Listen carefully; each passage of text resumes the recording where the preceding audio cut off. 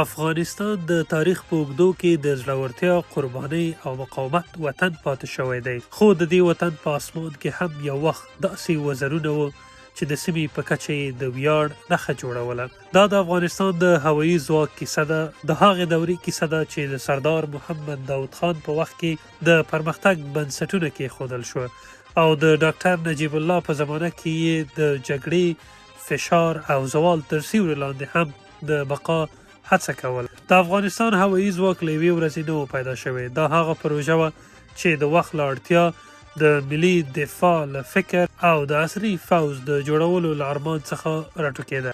د 20مې پیړۍ په منځنیو لسیزو کې افغانستان درک کړه چې یوازې ځمکنۍ قوه د وطن د ساتنې لپاره بسنه نه کوي، اسمان هم باید وساتل شي. همدلته د هوایي ځواک مفکوره د یو ملي ضرورت په توګه راڅرګنده شوه.